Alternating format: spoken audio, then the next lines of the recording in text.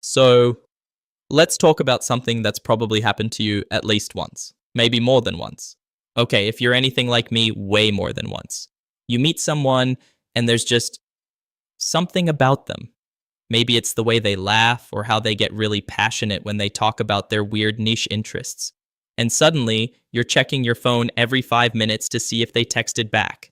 You're analyzing their Instagram stories like you're a detective solving a crime. They posted a sunset photo with a melancholy caption. What does it mean? And then reality hits you. They're just not that into you. But here's the weird part, and this is where it gets psychological.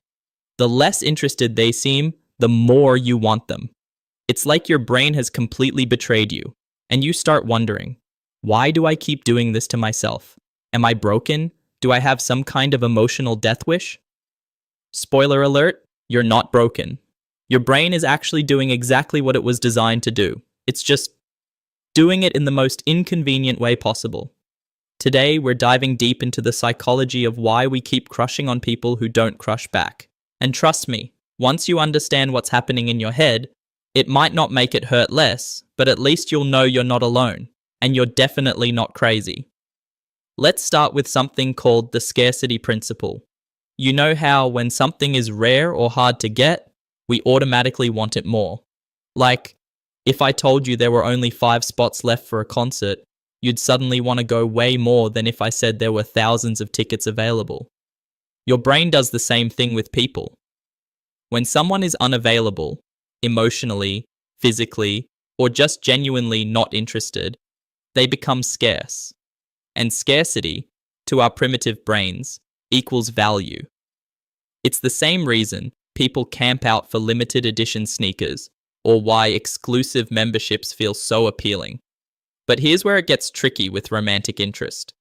When someone doesn't text back immediately, or seems busy, or gives you mixed signals, your brain doesn't think, oh, they're not interested, I should move on. Nope. Your brain goes, this person is rare. This person is valuable. I must pursue them harder. It's like your subconscious is running some twisted marketing campaign where the product is someone who literally doesn't want to be bought. And the cruel irony? The moment someone becomes fully available and shows clear interest in you, sometimes that value drops. Not because they changed, but because they're no longer scarce. Your brain is like, oh, you like me back? That's less exciting than I thought. I know, it's messed up. But it's also completely normal human psychology. Okay, now let's talk about something that sounds fancy but is actually really simple. Intermittent reinforcement. You know what's more addictive than winning every time you play a game? Winning sometimes. Randomly. Unpredictably. This is why slot machines are so addictive. You don't win every time. If you did, it'd get boring. But you win just enough, at random enough intervals, that your brain stays hooked, always thinking, maybe the next pull will be the big one. Now apply this to dating someone who's emotionally unavailable. They don't ignore you all the time. Sometimes they text back right away. Sometimes they're super warm and flirty. Sometimes they make you feel like you're the only person in the world. And those moments are your slot machine wins. Your brain releases dopamine and you feel amazing. But then they pull back. They're cold. They take forever to respond. And your brain, instead of thinking, this person is inconsistent and probably not that into me, thinks, what did I do wrong? How can I get back to that good moment? I need to try harder. You become addicted to chasing those high moments. And the lows just make the highs feel even better when they finally come. It's the same mechanism that keeps people in toxic relationships. It's not that every moment is bad. If it was, you'd leave. It's that the good moments are so good and they come so unpredictably that you stay hooked, always chasing the next win. Here's something that might sting a little.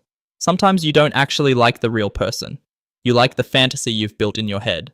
When someone doesn't reciprocate your feelings, there's this blank space where a real relationship would be. And you know what your brain loves to do with blank spaces? Fill them with whatever it wants. You imagine how perfect things would be if they just gave you a chance. You replay conversations and imagine different endings. You think about how you'd be together, what you'd do, how happy you'd be. You've basically written an entire romantic movie in your head, and they're the star. But here's the thing. That person in your head, that's not actually them. That's your idealized version. You haven't seen them at their worst. You haven't dealt with their annoying habits or their emotional baggage or the way they chew loudly or refuse to admit when they're wrong. The fantasy person is perfect because they're not real enough to disappoint you. And sometimes, hear me out, we prefer the fantasy because it's safer. Fantasies can't reject you. Well, they already did, but you know what I mean. Fantasies don't require vulnerability. You can feel all the feelings of being in love without any of the actual risk of being in a relationship. It's like emotional junk food. It feels good in the moment, but it's not actually nourishing you. Now we're getting into the deeper stuff. Let's talk about attachment theory. When you were a kid, the way your caregivers responded to your needs shaped how you approach relationships as an adult. If your needs were met consistently, you probably developed what's called a secure attachment style. You're generally comfortable with intimacy and trust that people will be there for you. But if your caregivers were inconsistent, dismissive, or unpredictable, you might have developed an anxious attachment style. And this is where things get relevant. People with anxious attachment often feel like they need to work hard for love. Deep down, there's this fear that they're not inherently worthy of being chosen.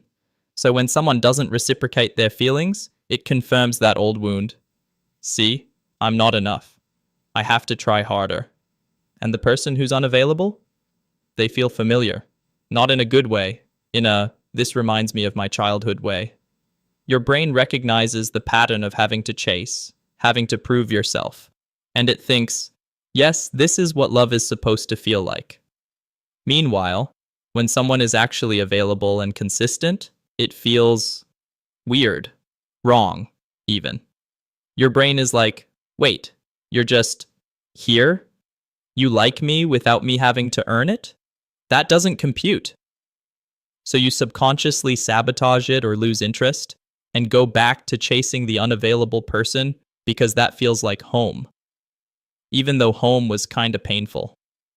Let's talk about projection for a second. Sometimes we're not actually attracted to the person. We're attracted to what they represent. Maybe they're confident, and we wish we were more confident. Maybe they seem free-spirited, and we feel trapped in our routine. Maybe they're artistic, and we gave up on our creative dreams. We see in them what we wish we were. And we think that if we could just be with them, we'd absorb those qualities. We'd become better versions of ourselves.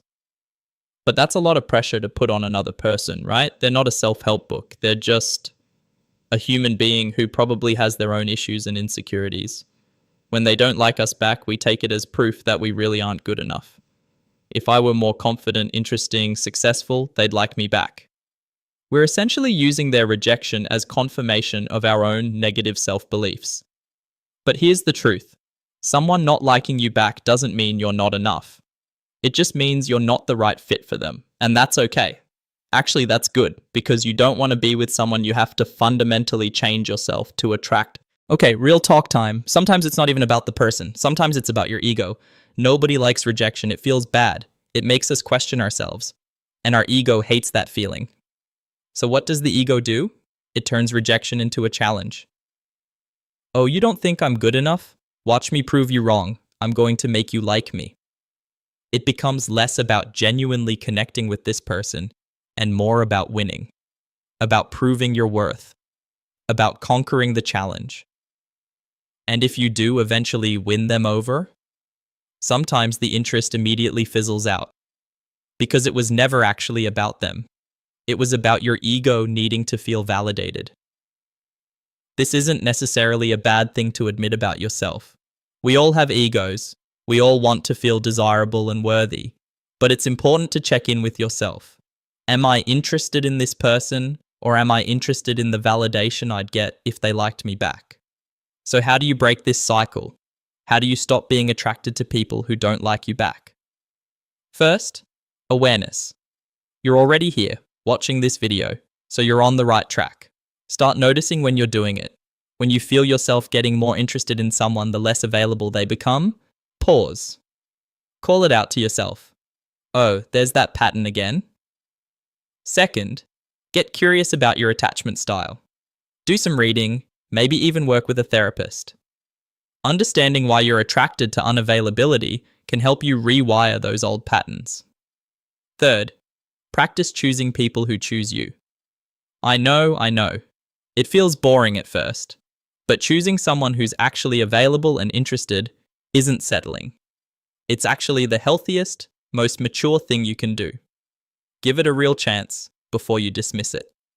Fourth, work on your relationship with yourself. If you're constantly seeking validation from people who won't give it to you, you're essentially outsourcing your self-worth to others. Build your own sense of worthiness that doesn't depend on whether someone likes you back. And finally, grieve the fantasy. Let yourself feel sad about it and then let it go. That person you built up in your head isn't real.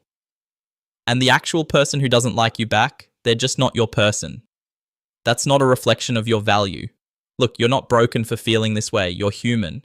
We're all walking around with these weird psychological quirks and attachment wounds and evolutionary programming that made sense 10,000 years ago, but is pretty inconvenient now. The good news is that you can change these patterns, not overnight and not perfectly, but gradually. You can learn to recognize when you're chasing unavailability and choose something different. And honestly, when you finally stop chasing people who don't want you and start investing in people who do, it's like a weight lifts. You realize how much energy you were wasting on something that was never going to fulfill you.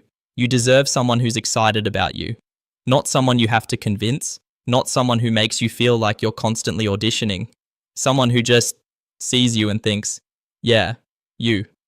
So be patient with yourself.